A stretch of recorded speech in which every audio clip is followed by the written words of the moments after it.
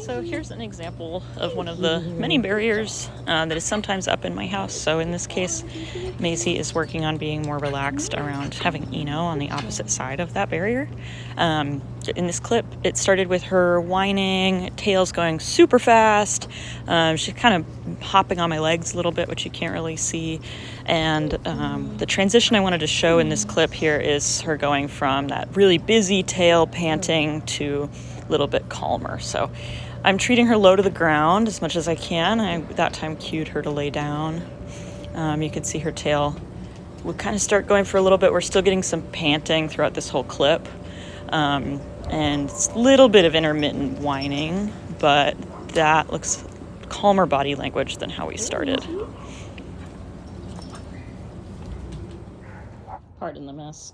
Sorry, we let our dogs shred cardboard in the backyard, so it's kind of messy back here, but I'm practicing having Eno in this pen. I refer to this pen as the pen of no play, because if Maisie is in the pen of no play, it is upsetting to her right now. So we are working on not playing, which right now is a lot easier for her when she's on the opposite side of a barrier.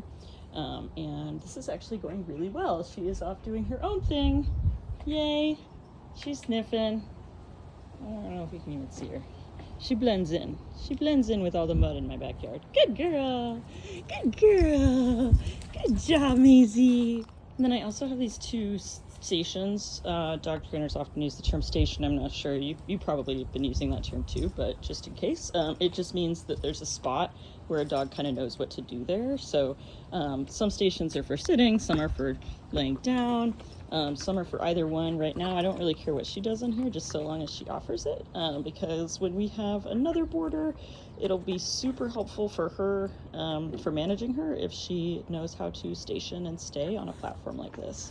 It also has been sort of helping her with having more comfort around being separated from Eno. So earlier this morning, she had kind of a big meltdown around, he's on the other side of a baby gate and I can't get to him, and that's really sad for me.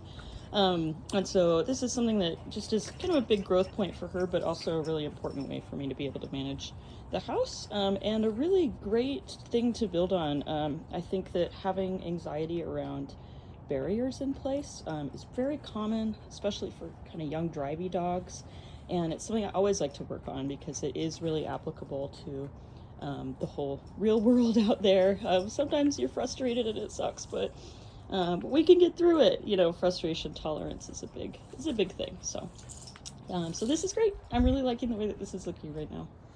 So another thing I wanted to share, just to kind of sum up here, some of the social skills that we're going to be working on, I think, a lot this week, is the biggest one being like frustration and boundary tolerance. So being okay with the fact that there's a pen or a gate or a door or a hallway or whatever in between her and a potential playmate.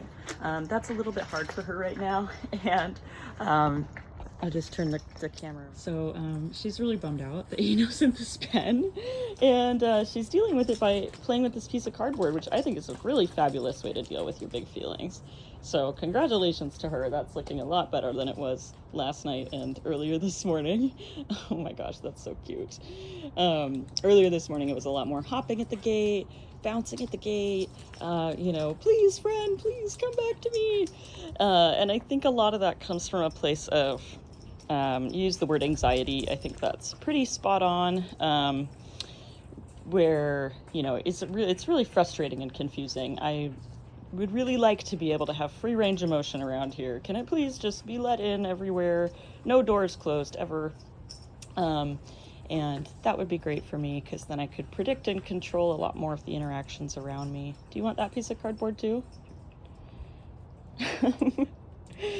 Okay, so that's piece number one of what we're working on. And then the other really important social skill that we're definitely working on this week a lot is being in the same space as another dog, but without needing to interact all the time. So again, I think that she has a lot of really stellar play skills, but I also see her do things like get overwhelmed during play, and then come back right away and initiate more interaction, then get overwhelmed and then initiate more interaction, which is really common for a lot of this like kind of early adolescent stuff, and especially for a dog who is a little bit kind of insecure sometimes, and you know, it comes from a place of conflict, right? I want to play, I don't want to play, I want to play, I don't want to play, and not really being able to check in and see what's really best for me in this moment. I think what's best for me is to take a break.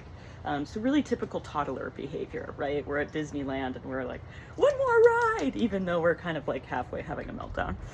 So she's got this really sweet like disposition about her and really has a lot of that toddler vibe. And so that's kind of the stuff that we're working on this week.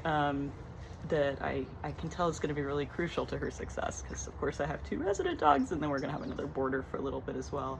And we do have a couple dogs that are just coming for the daytime.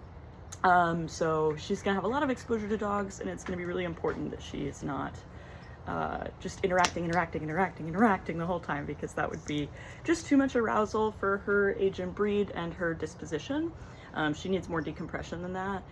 And it would be sort of counterproductive. We're almost like building an endurance athlete as opposed to maintaining the endurance and stamina that she currently has. So yeah, those are my social goals for her this week. She already has great play skills during play, but we really want to work on some of those other fringe pieces around being around dogs and being comfy. All right, it's about an hour later, and since I had the reverse situation and I was filming that, so you can see that her body language is excited. It's something, right? I'm going to use the word excited, but I don't necessarily always mean happy excited. There's multiple types of stress that can occur in a body, and one is a happy type of stress and one is an unhappy type of stress, and they manifest often in the same way. So, you know, increased heart rate, frantic breathing, big respiration. In her case, this really fast back and forth tail, right? A wagging tail does not always mean a happy, comfortable dog. You probably know this at this point, but I've noticed that her wagging tail often means I'm getting really amped up and I need some help. I need some support calming back down. Arousal management is definitely her main growth point right now, from my experience so far. And what I like to see more is kind of that still neutral tail, just kind of loose wagging, sort of see how it's more relaxed looking right now. We still have a little bit of that stiffness, but not as much of a, back and forth, like,